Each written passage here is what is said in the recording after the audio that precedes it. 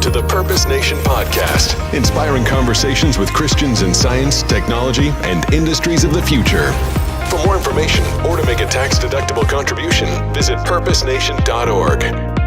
This is Brad Cooper with the Purpose Nation podcast, and today I am joined by Skip Vaccarello. Skip, welcome. Thanks for joining us today. Brad, thank you so much for having me. A real pleasure. Thank you so much. We are looking forward to a great discussion about I guess you could call it my second favorite place, Silicon Valley. I'm down here in Orange County now, but I certainly have a heart for where Skip is calling in from today, which is Silicon Valley. So we're going to have a great discussion about that and how Christianity is at work there and through the work of Skip and others. And just a real quick background about Skip. He has over 35 years of experience in leadership positions in Silicon Valley, technology companies. He's been there for many, many years and is also an author. He's got a great book, which we're going to talk about, which is Finding God in Silicon Valley, Spiritual Journeys in a High-Tech World. And he also has a organization, which he is the chair of, which is the Silicon Valley Prayer Breakfast. Again, another great organization, and is there hard at work and also is very active with his church and the Salvation Army and many other things. And he also has a degree from Harvard as well as an MBA from Boston University. So very impressive background, and again, very looking forward to talking about things. So let's if we can, I wanted to talk about your book real quick, just because I know that is still relatively fresh out there. It's a great book, very inspiring stories of Christians in Silicon Valley, other places as well, but working in high tech, in science, and sort of the conflicts and sometimes the conflicts that they run into and just their journeys, their spiritual journeys. So tell us about the book a little bit. What motivated you to write it, Skip? Yes, well, Brad, thank you. The book, Finding God in Silicon Valley, what inspired me was when I went back to a Harvard reunion back in 1996. We were given a book. A group of us got together who were Christians, and I wasn't a Christian in college, and that's a whole different story. But we got together, and we were given a book called Finding God at Harvard. And most people don't think of Harvard and God in the same sentence, even though it was founded as a Christian university. And you don't think of God in Silicon Valley in the same sentence. So what inspired me was the whole idea of letting people know that there are people of faith in Silicon Valley, and to help inspire people to consider faith in Christ. I came to faith after having walked away for about 20 years or so, and I find that storytelling is a wonderful way to communicate with people and to let them know the faith that people have. You can argue about spiritual things, about philosophy and theology, but it's hard to argue about someone's story, how God has touched their lives. So I believe that storytelling is a wonderful way to reach people, to have them consider a relationship with Christ. Anyway, that was what motivated the book. No, that's great. Yeah, and the stories, as you said, are great, and they are a good way of giving in some insight into how others have come to Christ and have lived their life. What was for you? What are one or two of the stories in there that you would say kind of jumped out at you, or maybe your favorites, or if you can choose one, but maybe highlight one that sort of for you Sure. was because you've been hearing some of the stories, I'm sure, for many years, but was there one that stood out? Well, I would say there are several. I mean, they all have something interesting in themselves. But the story of Paul Ely, it's the story that starts the book. It's in chapter 1. Paul is a guy who was trained as an engineer. He was brought up in a Christian home, but trained as an engineer, walked away from faith, and his whole life became really his business, his engineering skills, living those out in his business. And he had joined Hewlett-Packard in the late 60s or early 70s, and very successful there. That was when Hewlett-Packard was in the test and measurement business.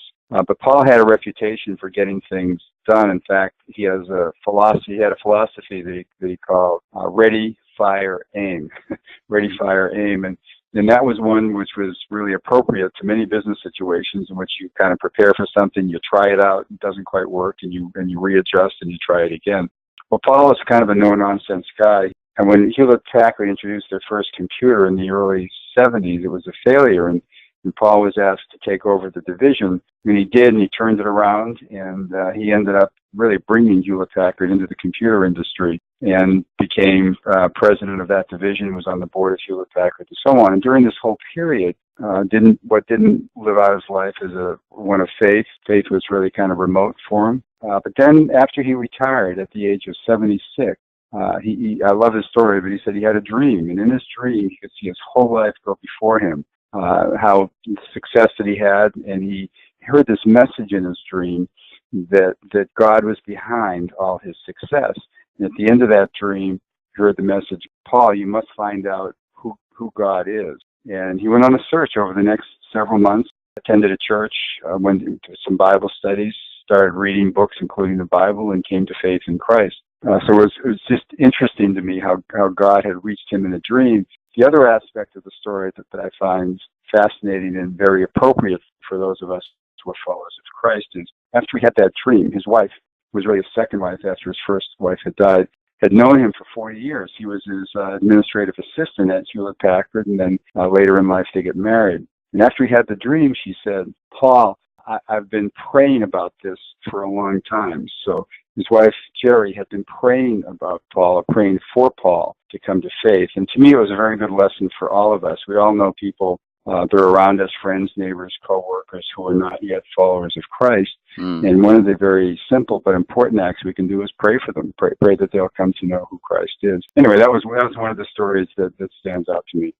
Yeah, agree. That was, in reading the book, that was one of my favorites as well. Pretty amazing story. Almost like Paul on the road to Damascus kind of a story. Yes. But yeah, it was just an amazing story, and there's many of those in the book, and we can't go through them all today, but I'd love for people we'll put a link on our website for the podcast and have them check it out. But some great stories that are very inspiring, and that was definitely one that stood out for me as well.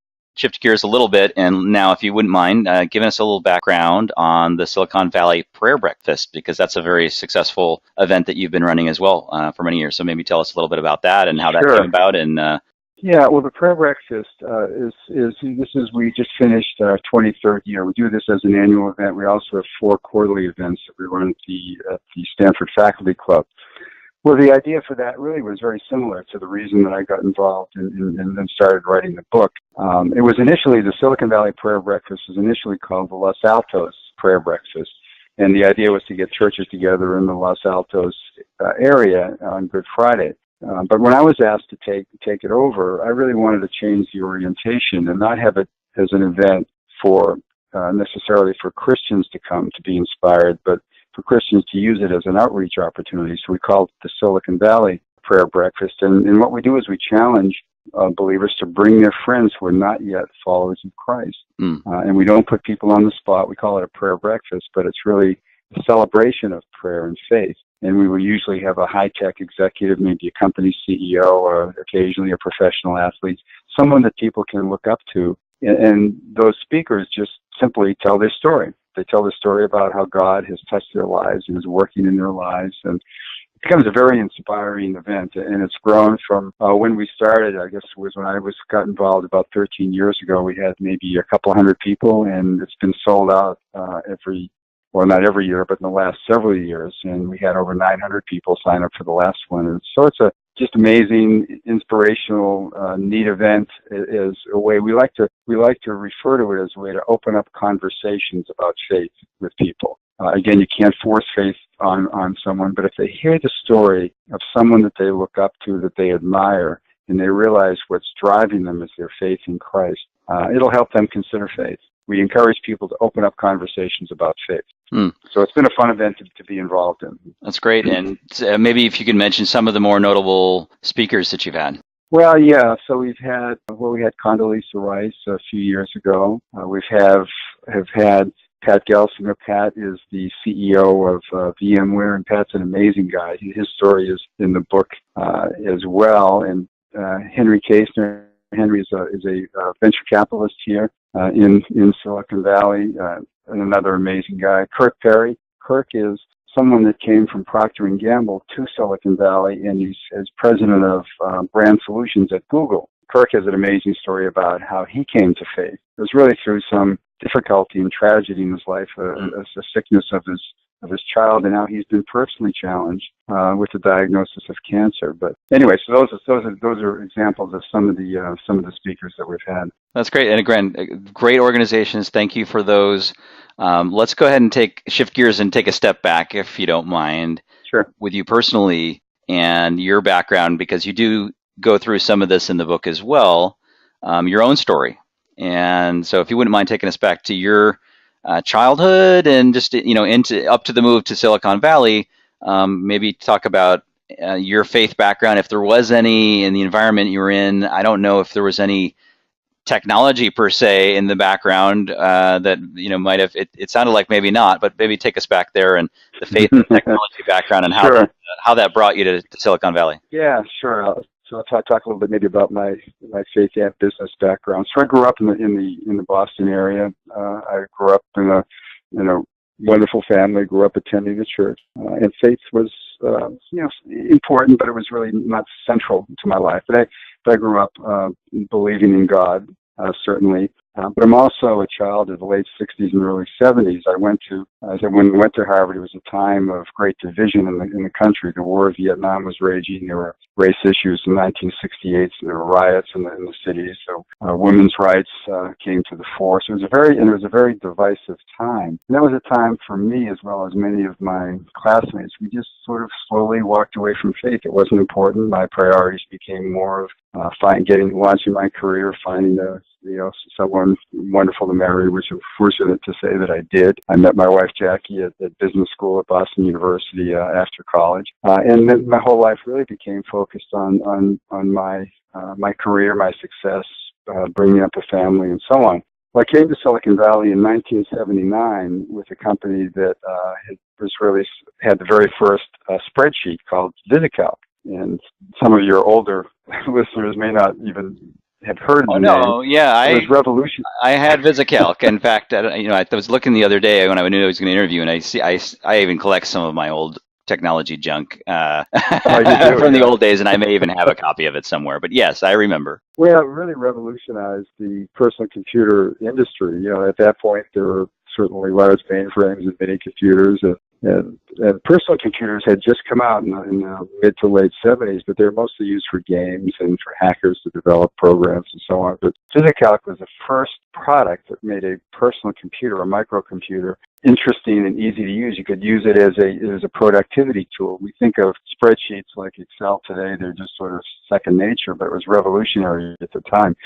So it was fun for me. I joined the two founders, moved out from the Boston area to Silicon Valley, and the whole personal computer business was very, very small. We had Bill Gates in our office one day. He was a 20-something-year-old guy who looked like he was about 17. And of course, Gates is the founder of Microsoft. Very small industry. And it was fun for me, the two founders and myself, and clearly we grew the company. And then from there, they bought a company that specialized in networking and communications. I became CEO of that.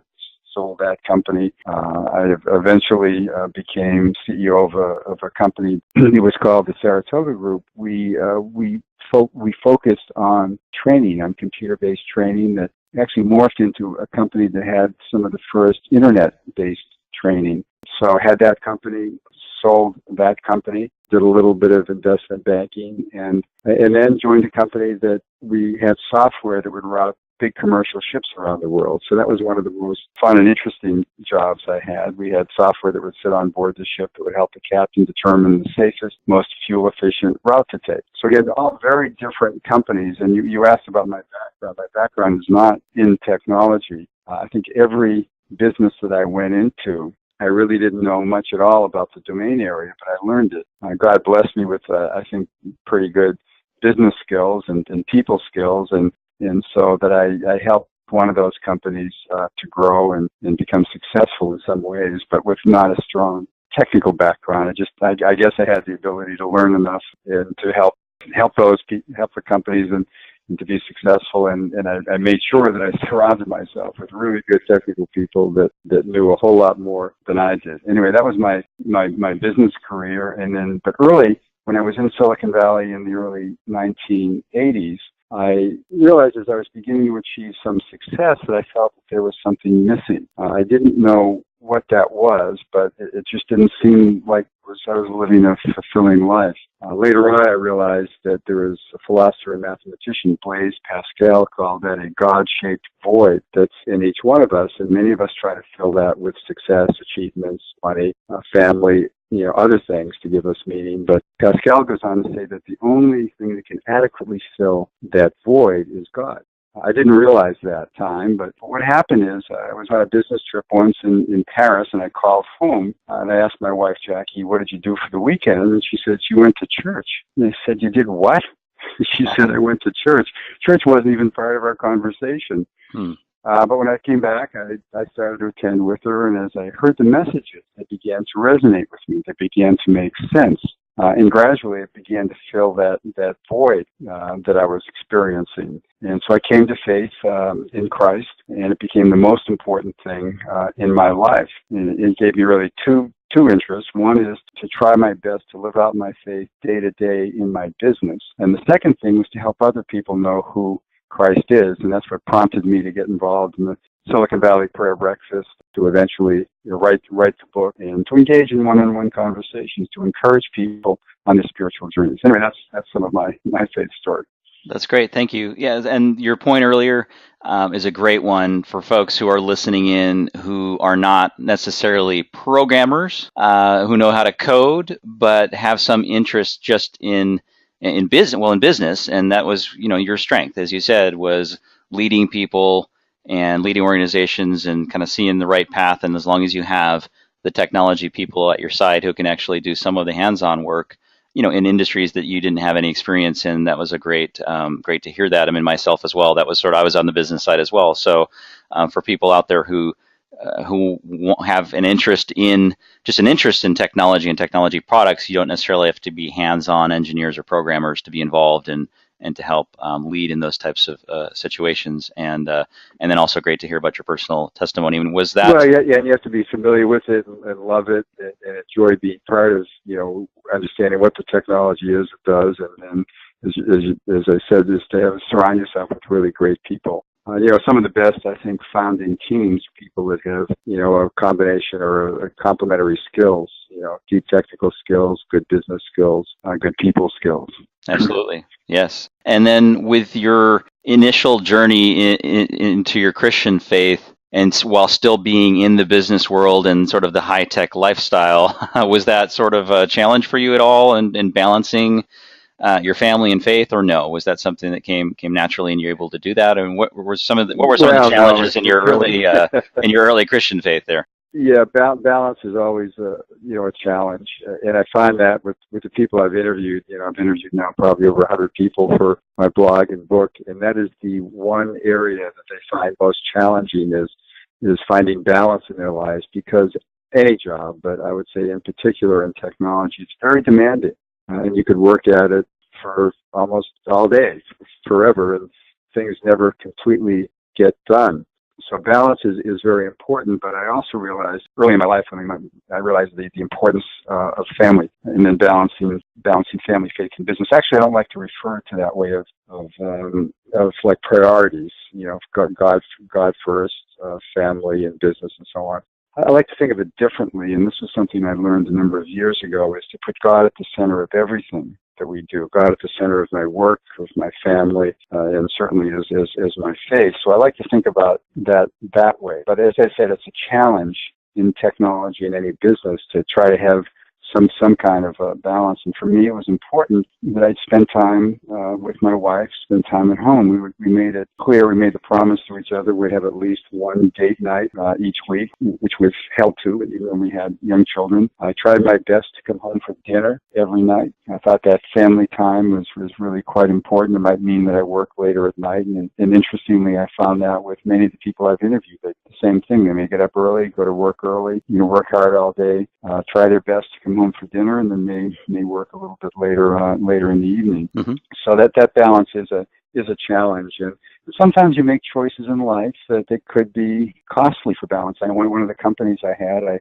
sold it to another big high-tech company, and I was managing a division of that organization. Really loved the people, loved the company, and I was asked to take a top executive position. But as I looked around, my children were young at the time, and I realized that I would pretty much have to give my life to the company. I mean, I noticed the executives were traveling, busy, and so on, and I decided not to do that. I declined the position, and interestingly, I started a company and this was a company that did the multimedia and eventually internet-based training. And I did it with a partner, primarily first as a lifestyle business. We wanted the business to be successful, but we also found that family, we believe, both of us, that family was important. So I would take off in the afternoons and coach my kids playing soccer, and then I'd obviously continue to work. So it became a lifestyle business. People say, well, a startup, I mean, isn't that a full-time engaging proposition? And yes, it is, or it can be. But we also made the decision not to raise any outside money.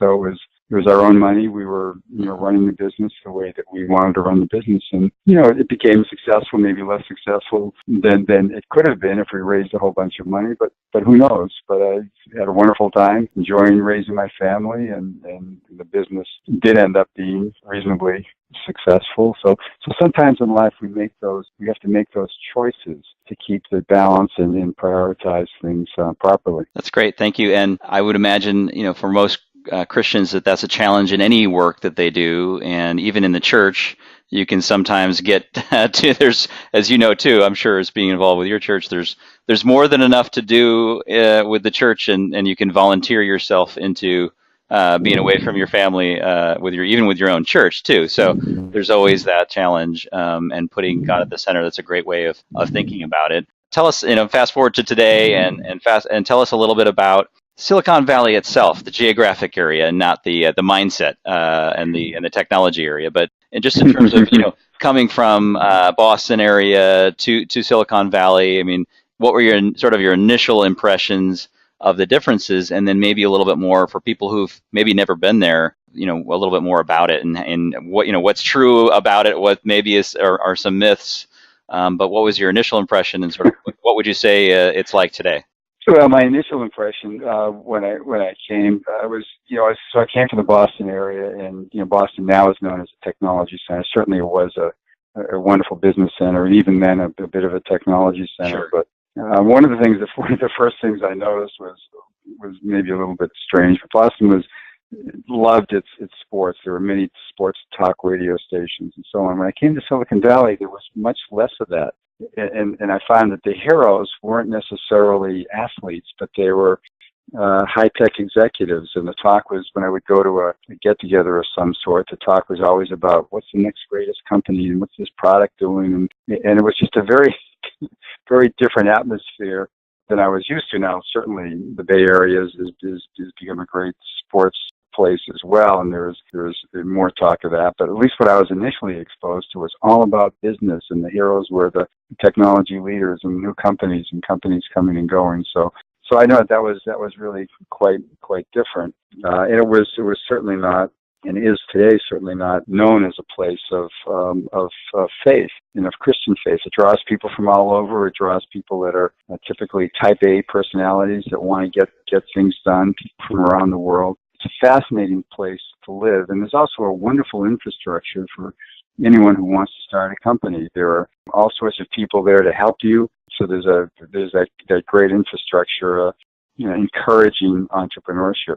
From a faith perspective, Silicon Valley is one of the least Christianized, I guess I'd use the term, places in the country. And I say that because sometimes I hear the number thrown around that on any given Sunday there may be 4 to 5% of people attend church, and I haven't been able to validate that, but studies that I've seen have indicated that there are 30% fewer people in church on any Sunday in Silicon Valley than on average in the rest of the country. And the Barna Group, in their study, they categorized what it means to be a Christian, and their study indicated that the Bay Area is 55% less Christianized than an average of the rest of the country. So that's the environment that's here. But on the other hand, I would say that in the last maybe 6 to 8 years, I've really begun to see a movement of God happening in Silicon Valley. And I mean, some of the evidence I've mentioned, how our prayer breakfast has grown, but I've seen there are some churches that are expanding,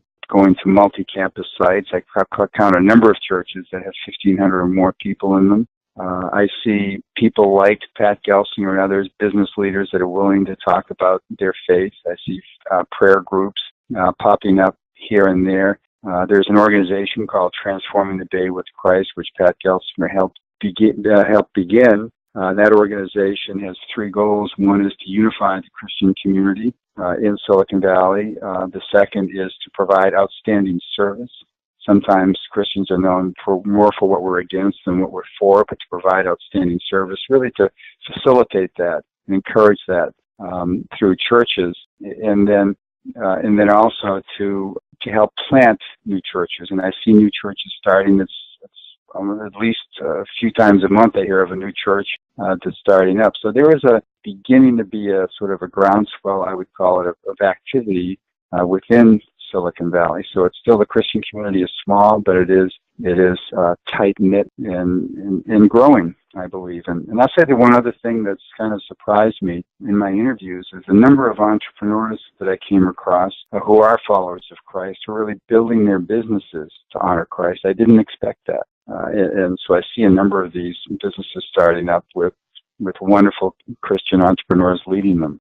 So anyway, it's an interesting place to be, and I have a real sense that God is at work and doing something really quite interesting here in the Valley. You asked geographically, which I didn't talk about earlier, but geographically, Silicon Valley was really kind of focused on maybe Santa Clara County. People have probably heard of Palo Alto and Sunnyvale, but since then it's really grown and expanded. Now, Silicon Valley is sort of maybe a broad term. There was someone that called it more of a state of mind than a geography, but it does expand now. There are high-tech companies in San Francisco and in south of San Jose and in the East Bay. So it's what was initially thought of as Silicon Valley has sort of grown geographically as well. So it's kind of a broad term, which is kind of very similar to when people talk about the Bay Area. Right. Silicon Valley is kind of synonymous with that in some ways. Right. Yeah. And as you said, too, so you mentioned Boston. There's other places now where, and have been, as you said, for many years as well. But, and then you talked about entrepreneurs, and Austin is, in Texas, for example, is another place where we've seen a lot of startups. And as you said, it's great. It's seeing some of the younger group come in and, if I can say that, out of college and who are starting their own companies and really being entrepreneurial, like the early Bill Gates and Steve Jobs, and hopefully one of those will come through here. So yes, we're definitely seeing that and around the country, and not just where you are, but hopefully, Sure. For folks listening again who have an interest in it, you don't necessarily have to be in Silicon Valley these days, especially, right, where we're so connected. And you can do lots of things virtually, and there are even full virtual companies now. Even some that were based in the Bay Area that went completely virtual. Some companies there are going the reverse, where they're asking everybody to come back to the office. But there are many now where the entire company in some cases is working virtually. So you can work from Nebraska, for a high tech company that's in the Bay Area.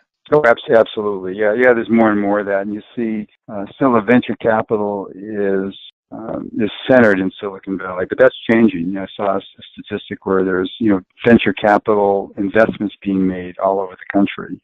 So you can do it. I would encourage people wherever you are, if you're thinking about starting a business, and I'd encourage you to go do it. You don't have to be in Silicon Valley, although that certainly is a center of entrepreneurship, and you can, with technology these days, you can have a virtual company, that's for sure. So, and just real quick, talk about some of the executives and other technology people that you've talked to in terms of working for someone. So if you start a company, that's one thing. You can kind of just set the values of your company.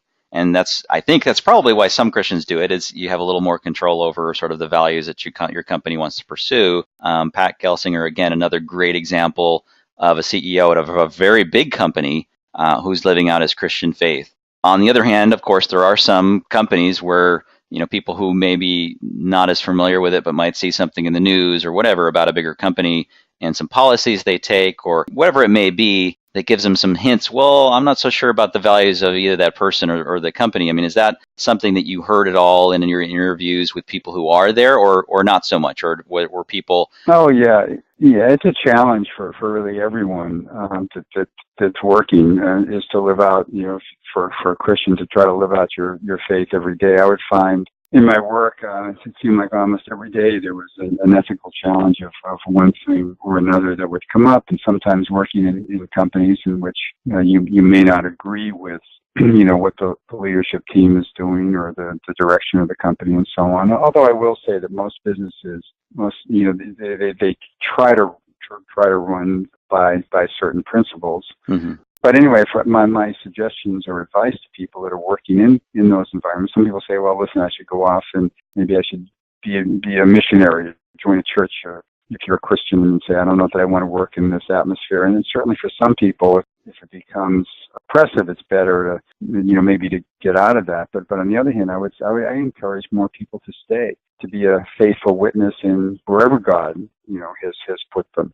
But sort of the Bible verse, I think, that's central to that and was central to my life is Colossians 3:23. Whatever you do, work heartily as for the Lord, not for men. And so if God has placed you in an environment that seems challenging, ethically challenging, then you can still be a faithful witness in that environment. You're working for the company, you're there to be a successful employee, but you can still be a witness for Christ. And I think one of the most important things that you can do in that is just work as hard as you can and be a great employee and display an ethical way of doing things in whatever your position is. Sometimes it may be costly, but I'd say more times than not, you're going to be recognized as someone who is really very special and stands out. So you can have an influence, I think a significant influence in those situations, in just sort of living out those kingdom principles day to day. So I encourage people often to stay in those environments, not to leave. Mm-hmm. Yeah, and just from a career and business standpoint, the amount of things you can learn, it's always great to learn first.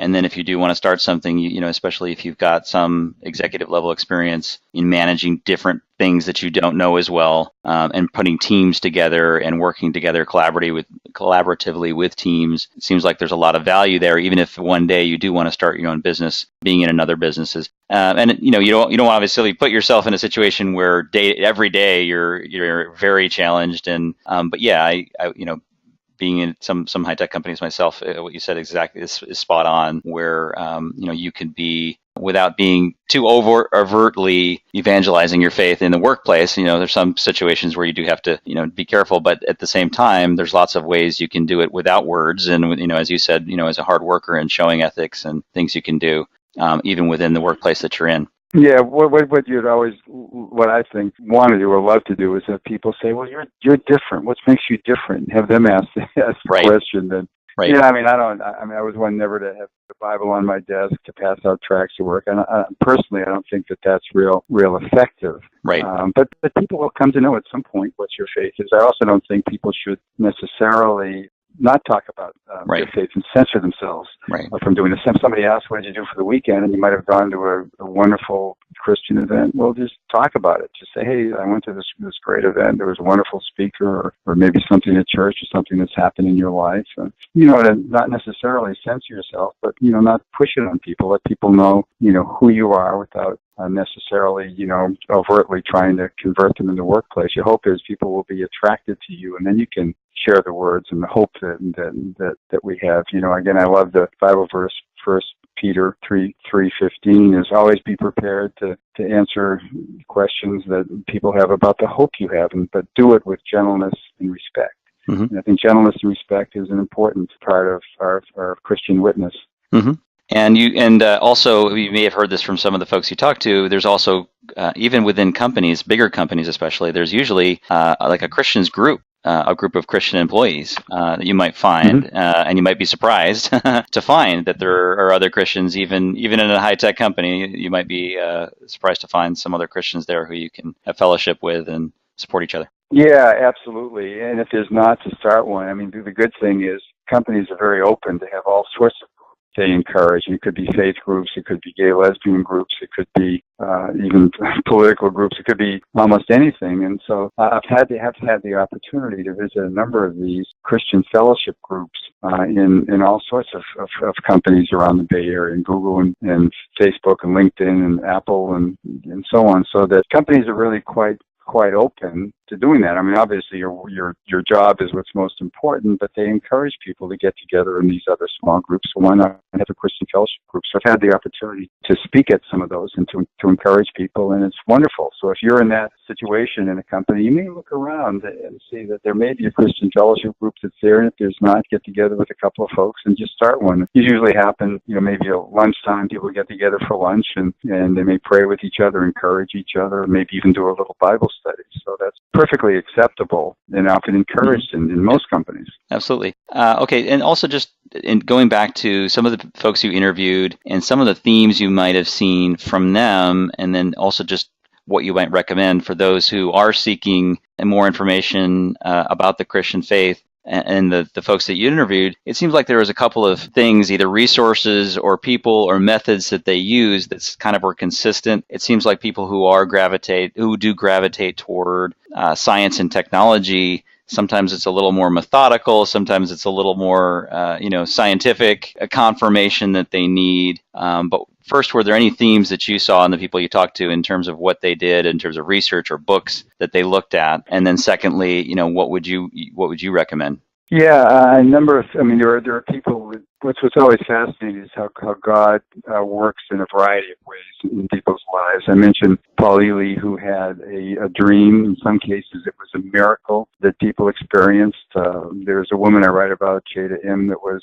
close to suicide, on the verge of suicide, and somebody prayed over her, a visiting pastor, and she was immediately healed. And it prompted her to go off and try to help women who were rescued from human trafficking. So sometimes there are stories of miracles is the way that God works in their lives. And others like myself, I ended up doing a whole lot of research, and there are others that research the basis for the faith, and maybe that's more the analytical mind. But after as I mentioned, when I started going to church with my wife, I said, hey, there's something to this, and I began reading the Bible, really for the first time, and try to understand what it is. And in other books, there are all sorts of wonderful resources. There are authors like Tim Keller and Josh McDowell. There is the book, the Case for Christ by Lee Strobel, and there's lots and lots of material that's out there. But certainly the Bible is one to begin with. To consider faith,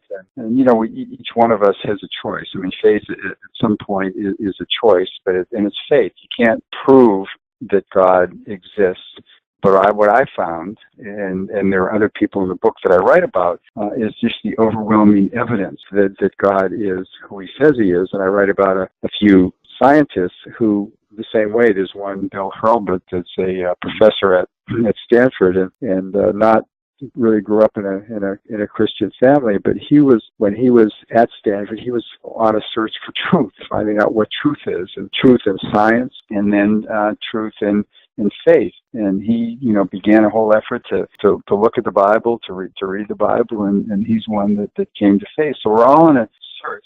I call my book "Spiritual Journeys in a High-Tech World" is the subtitle of the book. And so I'd encourage any of your listeners, if you're not sure about your faith, is investigate, go on a search, and I think if you do that in an honest way, you'll find overwhelming evidence that God is who he says he is. So there are many examples of that. Anyway, that's I think one of the important ways that come to faith. But faith is a matter of two things. One is it can be just intellectual. Okay, all this evidence makes sense. But it's also emotional, and it's really the two together. Is realizing that you can have this relationship with the creator of the universe.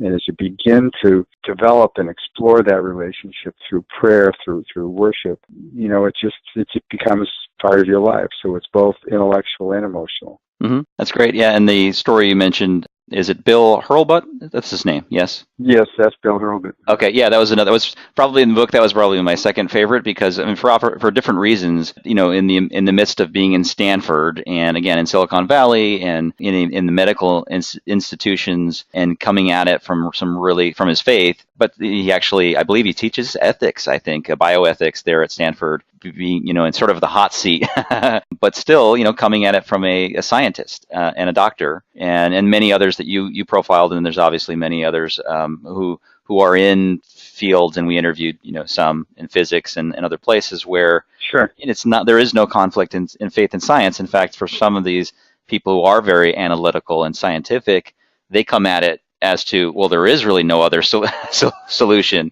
A lot of the theories actually break down in many ways if you don't have God there as the creator of the universe. Yeah, people think. Yeah, I think it's a myth that people think that there is a conflict between science and faith. The people that I know, Right. scientists that I know, view science as a way of really discovering God, seeing how God put things together, and there's not a conflict. I think it's Bill Hurlburt says that science is more like an island in the sea of truth, and science can't explain faith. It can't explain, as one of the other scientists that I interviewed, David Persing, said that science can't tell you anything about morality.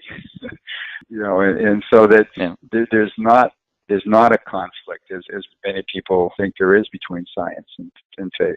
Right. For the folks that are listening, either from other areas outside of Silicon Valley, maybe some young people who are considering, diving in as you did many years ago when you came across the country to join a company and join Silicon Valley, what advice would you give them? What encouragement? What things would you say to them if they're considering either in the business world or in tech or in science even? What would you do to encourage them and steps they might take? Well, find what you're passionate about, what you really enjoy doing, and then take a step. I mean, you try it out, get engaged in whatever that might be. Be willing to make a change along the way. I mean, I certainly made a physical move. You don't have to make a physical move, but to engage in, to really engage in those subjects. If you're still a student, what are the subjects that you really enjoy? Get to know the teachers and the professors of those subjects. Read as much as you can. You have a chance to talk to people. I find a wonderful thing to do is just sit down and get a chance to meet people. If you're interested in science,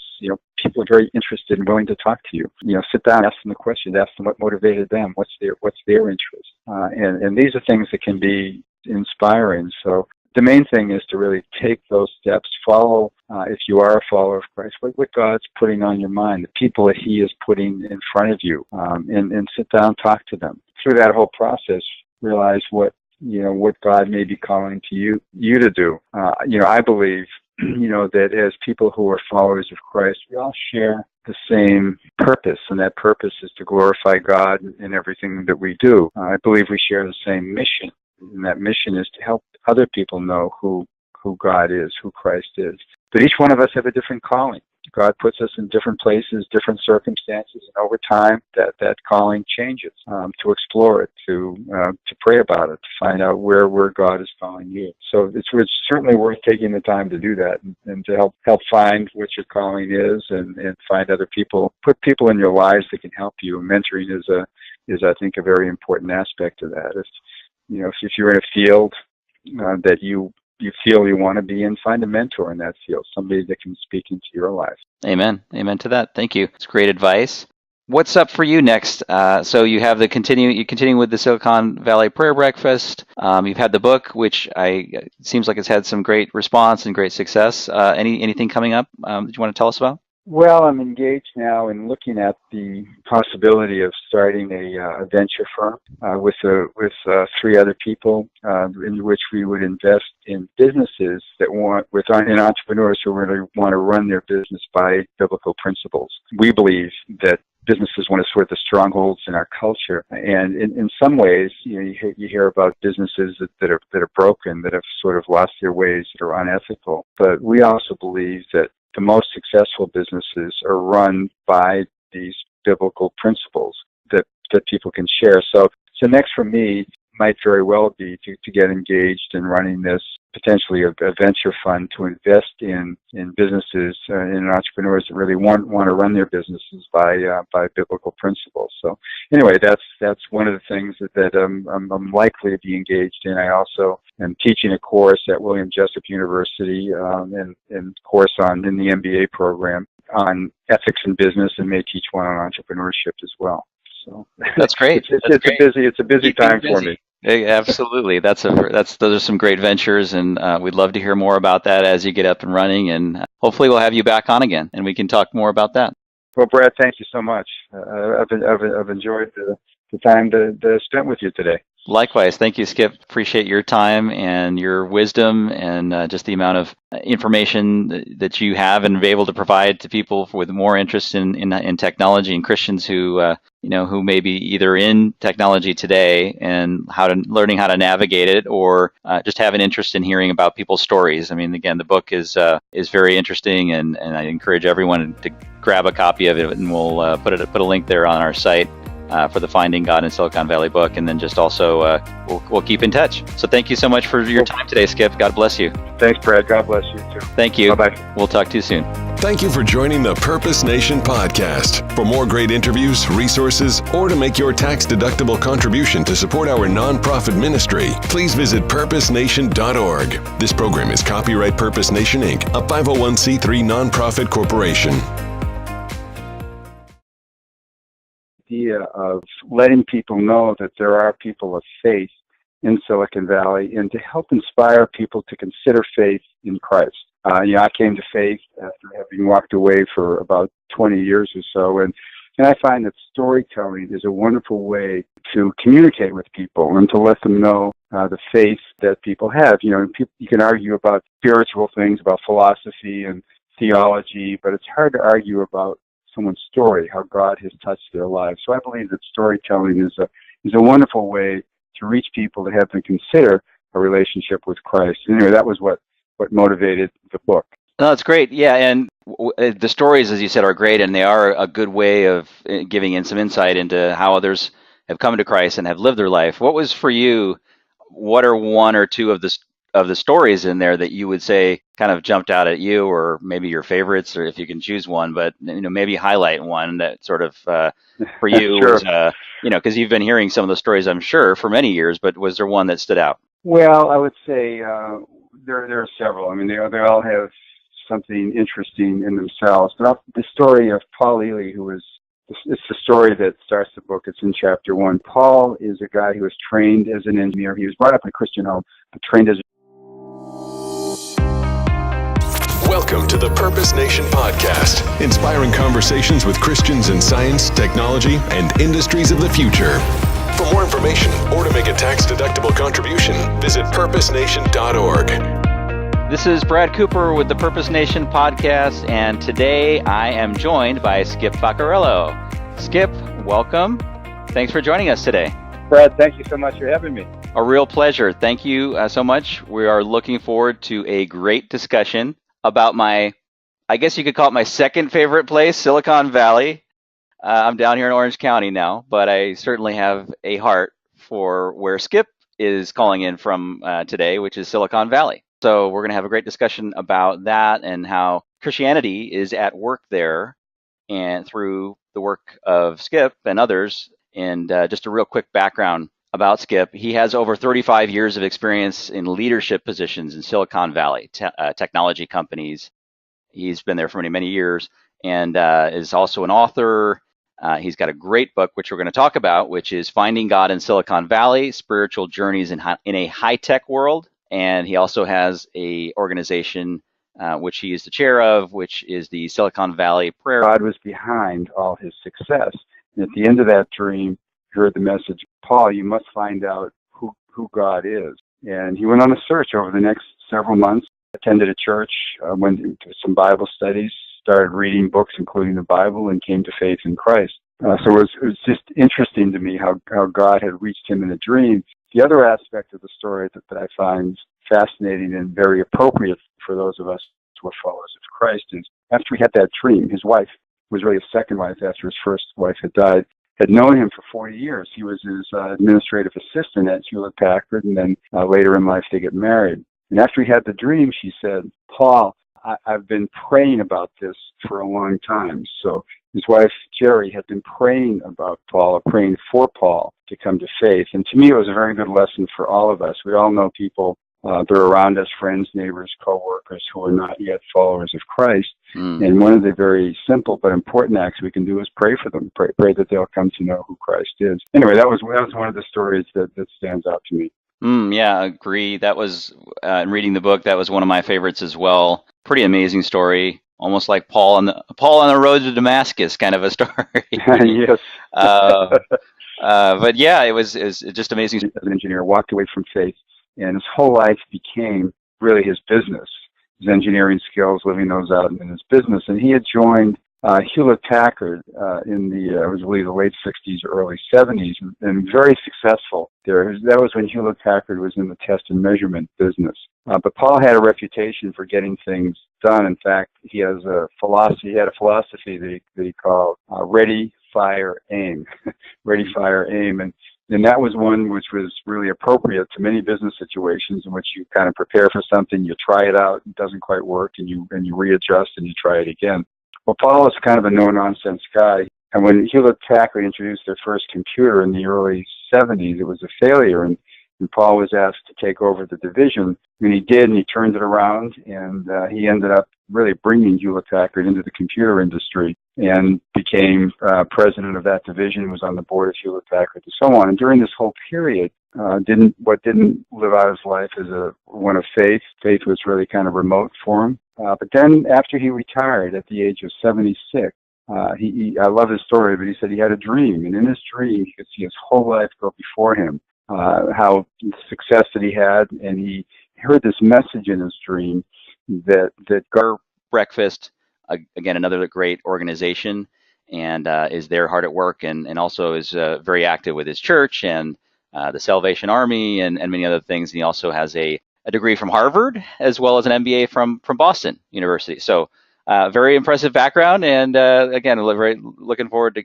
to talking about things. So let's if we can, I wanted to talk about your book real quick, just because I know that is still relatively fresh out there. It's a great book, very inspiring stories of Christians in Silicon Valley, other places as well, but working in high tech, in science, and sort of the conflicts and sometimes conflicts that they run into, and just their journeys, their spiritual journeys. So tell us about the book a little bit. What motivated you to write it, Skip? Yes, well, Brad, thank you. The book, Finding God in Silicon Valley, what inspired me was when I went back to a Harvard reunion back in 1996. We were given a book. A group of us got together who were Christians, and I wasn't a Christian in college, and that's a whole different story. But we got together, and we were given a book called Finding God at Harvard, and most people don't think of Harvard and God in the same sentence, even though it was founded as a Christian university. And you don't think of God in Silicon Valley in the same sentence. So what inspired me was the whole idea